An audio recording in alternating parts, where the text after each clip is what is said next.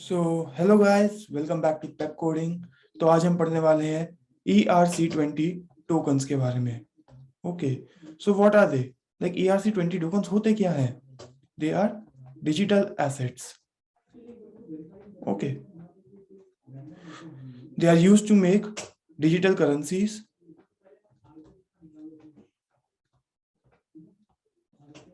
Second, loyalty points.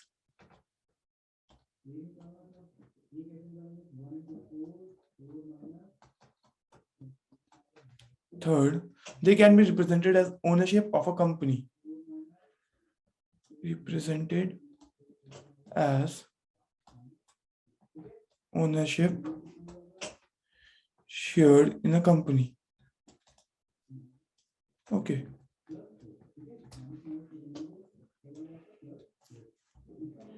ERC20 tokens जो होते हैं हमारे tokens, they run on Ethereum blockchain. ये जो टोकन्स हमारे इथीरियम ब्लॉकचेन पे चलते हैं। ओके, एग्जांपल है इसके, बहुत ही फेमस एग्जांपल आपने सुना होगा, लाइक शिबा इनू कॉइन।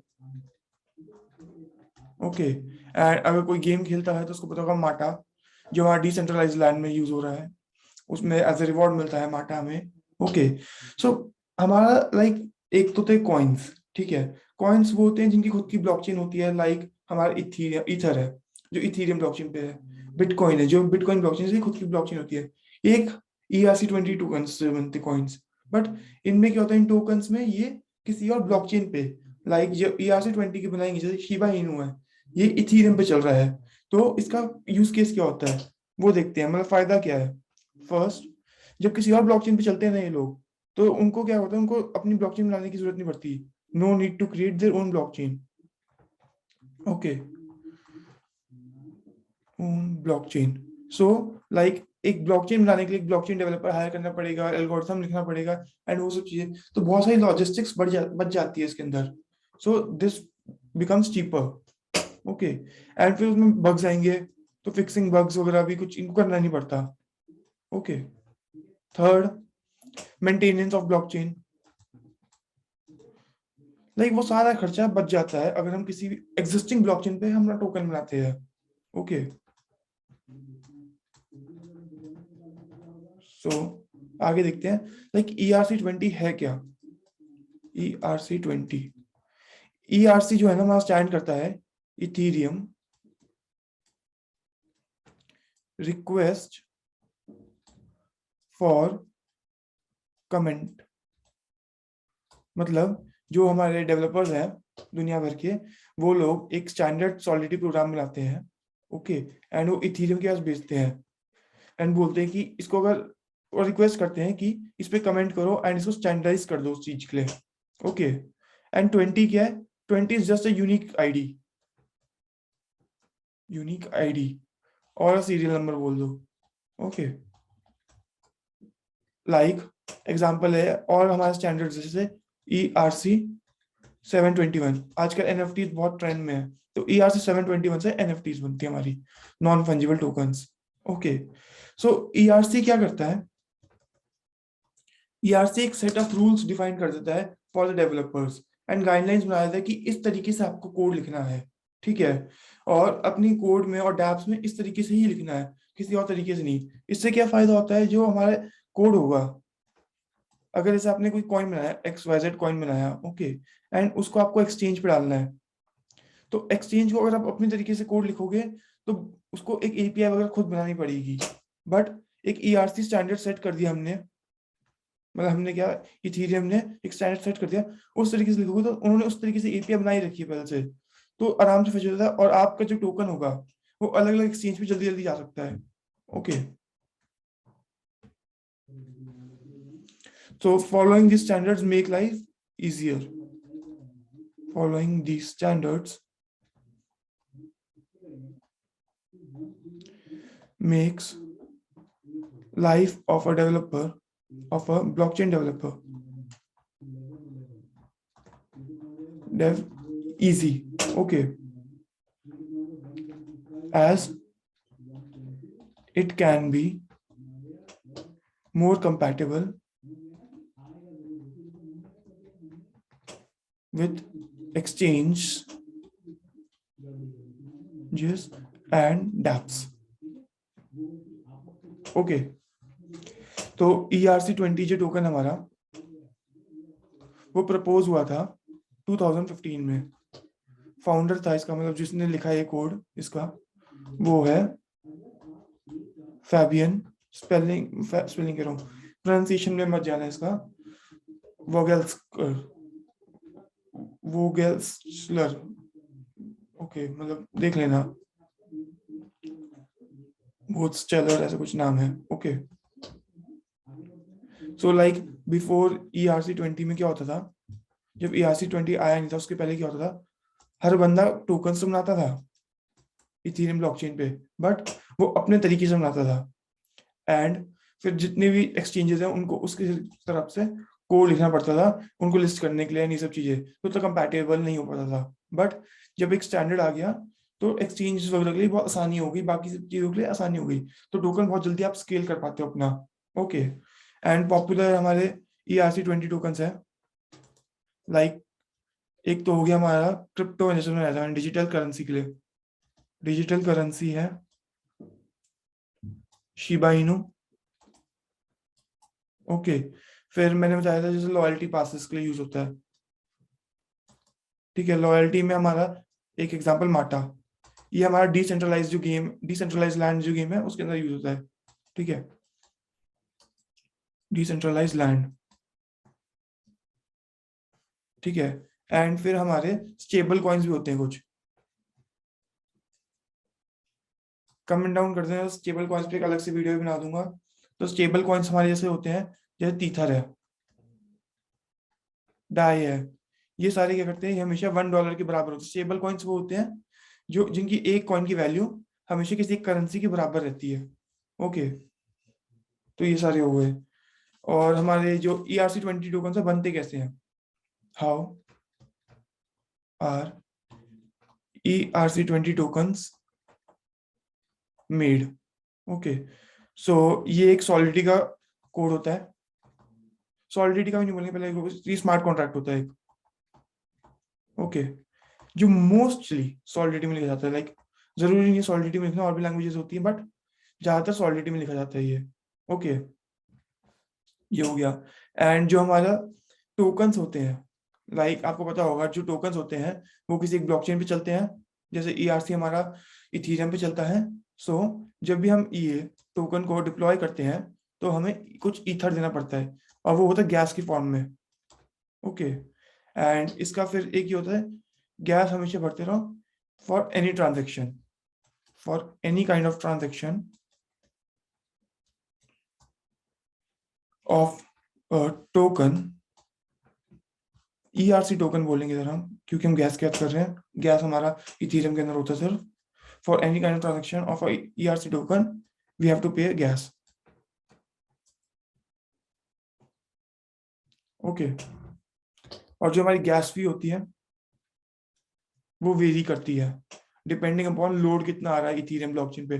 कम लोड होगा तो कम गैस भी लगेगी, ज्यादा लोड होगा तो ज्यादा गैस भी लगेगी। लाइक कम अराउंड $16 तक कुछ लगती है, एंड मैक्सिमम वो $70-80 तक चली जाती है वो हमारी gas fees.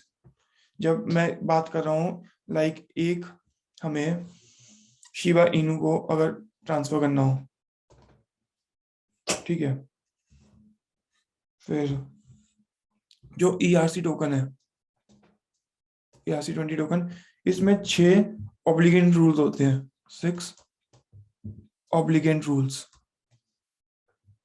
Okay, and 3 optional rules.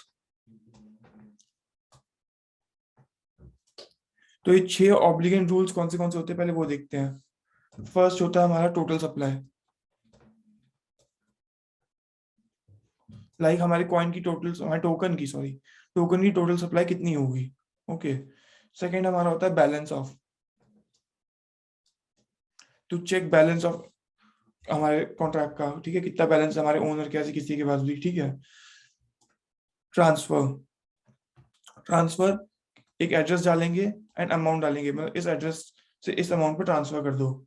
But transfer क्या कहते हैं, हमारा एक बग भी है इसमें, वो हम डिस्कस करेंगे ड्रॉबैक्स में। ओके, फिर ट्रांसफर फ्रॉम क्या होता है, इसमें एक एड्रेस है, मतलब एक आप हो ए, वो बी को पैसा भेजना चाहता है और इतने रुपए देना चाहता है, लाइक इतने टोकन्स देना चाहता है वो। ओके, बट ट्रांसफर फ्रॉम के लिए एक नई चीज आती है इससे पहले, फिर एक होता है हमारा अप्रूव। ओके, कि अगर बंदा अप्रूव्ड है तभी वो ट्रांसफर कर सकता है। ओके, देन अलाउंसेस, हमारा अलाउंस मैनेजमेंट का स्मार्ट कॉन्ट्रैक्ट समझ पढ़ा होगा आपने, तो अलाउंसेस मतलब समझिए होगा। तो ये first, second, third, fourth, fifth and six, तो ये छह हमारे ऑब्लिगेंट रूल्स हो गए। एंड 3 ऑप्शनल रूल्स होते हैं। फर्स्ट, नेम, हमारे कॉइन का नेम क्या होगा, जैसे अभी हम नेक्स्ट वीडियो में देखेंगे, हम पेप टोकन बनाएंगे, ठीक है। सेकंड, सिंबल क्या होगा उसका, सिंबल क्या होगा मतलब 3 लेटर्स का होता है मेनली, तो पेप सिंबल रख लेंगे हम इसमें। फोर्थ, थर्ड, डेसिमल्स, डेसिमल्स का मतलब मैं समझाता हूँ, ऐसे होता है लाइक 100 पैसा, ठीक है, इज इक्वल टू 1 रुपीज, ये सबको पता है। तो ये 2 decimals, and 10 to power 18 wei is equal to 1 ether, ये भी आपको पढ़ाया गया है। तो डेसिमल्स क्या होते हैं, वही होते हैं जितनी पावर होती है, ये 10 टू पावर 2 है इधर, एंड इधर 10 टू पावर 18 है। तो वैसे जनरली इन ERC 20 टोकन्स हम 18 डेसिमल रखते हैं, मतलब हम चाहते हैं कि हमारी स्मॉलेस्ट यूनिट हो जो 10 टू पावर 18 तक जाइए। Okay, cool. एंड फिर हम इसको डिप्लॉय करते हैं, जैसे ही हमारा स्मार्ट कॉन्ट्रैक्ट बन जाएगा, सब चीजें डिफाइन हो जाएंगी, इसके बाद इसको हम डिप्लॉय करते हैं। डिप्लॉय करने के बाद इसको हम पूल में डालते हैं एक, ओके, लिक्विडिटी पूल में डालेंगे, लाइक यूनिस्वैप। कमेंट डाउन करो यूनिस्वैप या पैनकेक स्वैप पढ़ना है तो हम इसके बारे में वीडियो बना देंगे, कैसे पूल में डालते हैं, ये सब करते हैं। ओके, पैनकेक स्वैप, ओके, तो ये सब में डालते हैं, और इसमें क्या होते हैं, अपनी टोकन की एक वैल्यू डिफाइन कर देते हो, एंड इसको मार्केट में फिर लोग खरीद सकते हैं। ओके, तो इससे हमारा वो बन जाता है वो crypto currency types. Okay, but drawbacks क्या होते हैं ERC20 के, ड्रॉबैक्स ऑफ ERC20 टोकन्स, फिर ड्रॉबैक्स क्या होंगे। फर्स्ट, वेरी हाई गैस फी। ERC20 को आप ऐसा समझो जैसे जूम कार का कॉन्सेप्ट पता हो आपको, क्या होता है, कार आप रेंट पे लेते हो। ओके, तो कार रेंट पे लेते हो तो एक तो आप उसमें पेट्रोल भी खुद डलवाते हो, पेट्रोल डीजल जो भी उसमें खुद डलवाओगे, एंड रेंटल फीस भी जाती है। तो वैसे ही, और वैसे आपकी खुद की कार हो तो वो सब खर्चा, रेंटल फीस वगैरह कुछ नहीं जाती, एक बार का खर्चा है सिर्फ कार खरीदने का, उसका पेट्रोल तो जाएगा लेकिन रेंटल फीस हमेशा नहीं लगेगी, ठीक है। बट ये क्या होगा, वेरी हाई गैस फी, मतलब आप क्या कर रहे हो, एक ब्लॉकचेन को रेंट ही तो कर रहे हो, कि आप उस ब्लॉकचेन पे अपना डिप्लॉय कर रहे हो कॉन्ट्रैक्ट, तो उस पर कोई भी ट्रांजेक्शन कुछ भी काम करने के लिए वो गैस फी देनी पड़ती है हमेशा, तो बार बार गैस फी देनी पड़ती है, तो बहुत हाई हो जाती है एक बार। और वैसे ही अब जैसे ये वीडियो बन रही है, ERC लोग और बनाएंगे, तो वैसे ही गैस फी और बढ़ती जाएगी वो चीजें, ठीक है। सो दो ही चॉइस होते हैं हर कंपनी के पास, या तो खुद की ब्लॉकचेन बना लो, या ERC से बना के किसी एक ब्लॉकचेन पे डाल दो, वो किसी का इथेरियम पे जाएगी वाली, सबका अलग अलग टोकन स्टैंडर्ड होता है। ओके, एंड देन जैसे हमारा बाइनेंस का है BNB कॉइन, पहले ERC पे था वो, but when they started growing then they made their own blockchain, और वो उस पे चले गए। तो ऐसा भी लोग करते हैं कि लाइक जब इनिशियली फंड्स ना हो तो इथेरियम पे बना लिया, देन अपना खुद की ब्लॉकचेन डाल के उस पर शिफ्ट कर गए।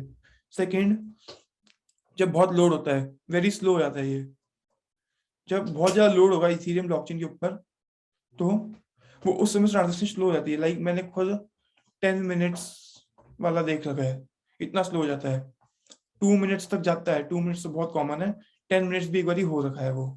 ओके, थर्ड थर्ड हमारा ये है कि जो हमारा ERC टोकन है, इसमें जो ट्रांसफर है ना, उसका बग है एक, ट्रांसफर बग।